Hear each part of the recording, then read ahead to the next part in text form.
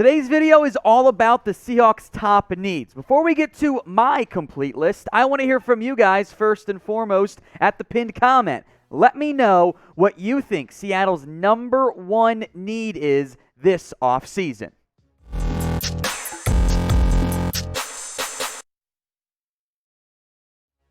Seattle Seahawks team needs are presented by the Fetch Rewards app. Download the app today and earn points on any receipt from any store or restaurant. You can then redeem those points for gift cards and other rewards. Download the app today at chatsports.com/fetch. You get 3,000 bonus points when you use promo code Seahawks. We're actually going to go in reverse order today. Least important need to most important need for Seattle. I will make this note. This is a pretty pivotal offseason, I believe, for the Seahawks. John Schneider, Pete Carroll have had some of the best success among GM head coaching duos in the past decade plus among the NFL, or in the NFL, but they got to get this one right. If they make mistakes, the future gets murky in Seattle. So least important to most important. Number 12 for me is offensive guard. I'm not going to be angry if Seattle gets some more help here, but I think they'll be okay. Phil Haynes is a restricted free agent. When he's been healthy, he's shown some flashes. He's just never, ever healthy. I actually like Gabe Jackson, Damian Lewis. I know they didn't grade that well on PFF. Yeah, whatever. I think they're good players. I think you can be just fine with those two guys as your starters. But if there's a nice guy you find in the draft, okay, I'm not going to plan about ever drafting more offensive line help. So this is the pinned comment on today's video, meaning if the ad break comes here on YouTube, go take advantage of it if you haven't already answered it. Head down there, let me know. What is Seattle's number one position of need this offseason? Number 11 for me is wide receiver. I think this team is fine with what they have at the top. I think D.S. Scridge will truly emerge as wide receiver 3. I know he missed a lot of time this year, and the numbers said he was wide receiver 4, but DK Metcalf, Tyler Lockett, and D.S. Scridge should be fine. After all, you spent a second-round pick on D.S. Scridge last year. If Freddie Swain is your receiver 4, you're actually probably in okay shape. So in the end, I'm fine with my top guys here, especially assuming Seattle does the right thing and says, yes, DK Metcalf, you are awesome at this whole football thing. Here's the money you want. I mean, I would extend DK Metcalf as soon as I possibly could. Yeah, it'll be expensive. Oh, no, I paid the really good player big money. Whatever, it's not a big deal to me. So I think this team is fine at receiver. Depth is the area of focus. Same is true with number 10. That is quarterback. Now, this need would change drastically if the Seahawks were stupid and traded away Russell Wilson, because behind Russ there's free agent Geno Smith and his DUI arrest, which, what are you doing, buddy? And Jacob Eason. Look, we've gone through my perfect offseason plan before. Pay Russell Wilson, like, right now. Just get it done. Extend him, bring the cap hit down, and be aggressive while you have a franchise QB on your roster. That is the route I would go. We'll see if that is something that Russ wants to do. In the end, I do think it is in his hands.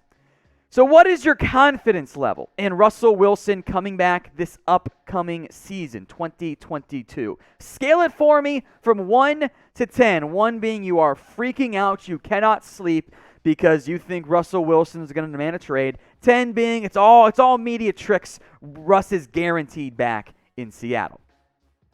Number 9, linebacker. Again, like quarterback, this need could change in the ordering, but we're only in February right now. If Seattle does something that I would consider silly with Bobby Wagner, I would extend him and keep him in the fold. Jordan Brooks, great versus the run, still getting better against the pass. The screens got him into trouble sometimes. The depth is the issue here. Ben Burr-Kirven, Cody Barton with BBK coming off an injury. You're kind of thin at linebacker, but you only need 2 in most cases anyway. In the end, this really does come down to Bobby Wagner. If they were to cut Bobby Wagner, this need vaults to top 3 at minimum. All of a sudden, you've got 1 linebacker I think you really, truly trust on that roster, which is why I would simply keep Wagner in the fold and continue to try to win games right now. As I mentioned, today's show is presented by the Fetch Rewards app. The app is pretty straightforward to use, and it will get you gift cards if you follow their simple process, right? Download the app, scan your receipts from wherever you bought stuff from. Any store, restaurant, gas station, you name it, it'll get you points. You can then take those points to redeem for gift cards, as you can kind of see being done here, the scanning of the receipt process with that fun little graphic. Great job there, producer Sam.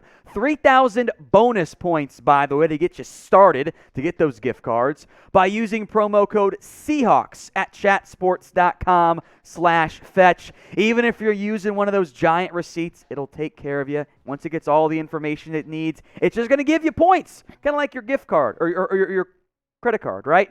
You're racking up points for using it. Don't throw away your receipts. Instead, earn points on any receipt from any store or restaurant that you can then redeem points for gift cards. 3,000 bonus points, by the way, when you use promo code Seahawks at chatsports.com/fetch. That link, by the way, and the promo code too, will be in the comments section and in the description. Edge rusher is actually number 8 for me. It's a little bit lower than I think some other people are going to have on Seattle. I think a big reason why is because Rasheem Green is a free agent. But I look at the other guys that can rush from the edge. I see Carlos Dunlap. I see Kerry Hyder Jr. I see Benson Mayowa. I see Darrell Taylor. I see Alton Robinson. I can get by with those guys at edges, especially if you just use Jamal Adams more as a blitzer. Your sack numbers were not great this year. They were better when you just played your best guy in Carlos Dunlap. I want to make Darrell Taylor a full-time starter. So Dunlap and Taylor, I think, are good enough short-term to be your top 2 guys. And if you retain Rasheem Green and finally just utilize Jamal Adams as a pass rusher, I think your edge help is fine. We'll come back to the interior help in a minute. But at number 7 is running back. And this is a weird situation to be in for Seattle. If Chris Carson's healthy, you're fine with him and DJ Dallas and Travis Homer. If he's not healthy, well, then your next best guys are Rashaad Penny and Alex Collins, and they're free agents. And what do you do with Rashaad Penny? His 5-game stretch at the end of the season was, I'll put it up there with any 5-game stretch among NFL backs in past 10, 15 years, and it's right there. He's not going to average 7 yards per carry. That is physically impossible to do over the lifetime of a season. But he broke out down the stretch. Maybe you get Rashaad Penny back on the cheap, and then you feel great about your running back room. A lot of this comes down to Carson's health. If he's not healthy, which I'm going to operate on the assumption that I think he is for now, that need goes up. So should Seattle re-sign Rashaad Penny? Why for yes and for no? Number 6, defensive line. I would actually focus more on this area in terms of the interior defensive line than a full-fledged edge. I'm looking at namely those defensive tackles in Poona Ford and free agent Al Woods, who was great this year for Seattle. And Rasheem Green, Kerry Hyder can kick inside as well. I get that. But is there a truly dynamic, that 3 technique? Look, you're not going to find Aaron Donalds. Those guys are very difficult to identify and just grab in the NFL draft. But I think you can find a better interior pass rusher than what they have right now. Look, Poona Ford, Al Woods are both great against the run. They were awesome in that area. And I want to bring them both back. But I also want a better impact pass rusher. A guy that can get you 5, 6, 7 sacks from the interior. Maybe you bring back Jarran Reed, and maybe that bridge is mended. Maybe asking for a bit too much there. But I'm looking at impact pass rusher if I were Seattle. If you want more Seahawks videos every single day, then subscribe. You have come to the right destination. It's youtube.com/Seahawks TV if you're watching somewhere other than our Seahawks channel, but you're probably watching on YouTube. So hit that big red button and subscribe for free videos every single day. Need number 5, tight end. I factor in free agency, by the way, with all of these needs, and well, that's a big deal as it relates to the tight end position, where Gerald Everett and Will Dissly are both free agents. I like Dissly as a blocker. Injuries have kind of added up in recent years. Gerald Everett got paid a lot and was had his best year ever, but was really still only okay. It's a good tight end class in the draft. Maybe that's a route you try to explore if you are Seattle. I like Colby Parkinson. He's young, has some promise, but you got to add help here with your top 2 guys set to be free agents. Need number 4, safety, which might be higher on some needs lists for me than others, but I don't want to lose Quandre Diggs. I think he is your best safety on the roster. Jamal Adams, one of your best defensive players, but he's a hybrid safety, linebacker, edge, do-it-all player. Now you have Marquise Blair, and Ugo Amadi, who could, I guess, be free safeties for you, but they've been playing a lot of nickel as of late. Is this the plan to just make Marquise Blair your free safety? If so, okay. I still want to draft somebody. I also want to use Jamal Adams better, by the way. Again, part of my dream offseason plan for Seattle is let Jamal Adams blitz. You can use Quandre Diggs as your single high free safety. Now, he's coming off the scary injury. That might drive his value down a little bit, but Diggs is too impactful in coverage for me to say, it's fine. We don't need him. I want to bring him back. Now, you already paid Jamal Adams big-time money. I'd still pay them both big money. But if you hypothetically had to pick only one, who would it be? Type A for Jamal Adams or type in D for Quandre Diggs. All right, time now for these big needs. Need number 3, that is center, and you can argue this should be need number 1 because your top guys are both free agents. Ethan Posick, a true free agent, and Kyle Fuller's an RFA. Fuller started the year as the center, and then he lost the job because he's bad. Ethan Posick was a little bit better, but if Seattle could do it over, they would probably take Creed Humphrey over D. Eskridge in round 2. I think that would have made the O-line a lot better. Maybe look at free agency. Maybe there's a draft guy. You probably want to re-sign Posick on the cheap to have something passable there. But I think getting a better center would be a big deal for this team to upgrade that offensive line. And speaking of the O-line, offensive tackle is need number 2 because your starters are free agents. Dwayne Brown, Brandon Shell, backup, flex offensive lineman, Jamarco Jones is a free agent. Now, I would wonder if Jake Curran could emerge as your right tackle. I liked Stone Forsythe coming out of Florida. It's really difficult for me to say, you know what, Seattle, we can get by with a 7th-round second-year player and a second-year UDFA at tackle when they haven't played that much.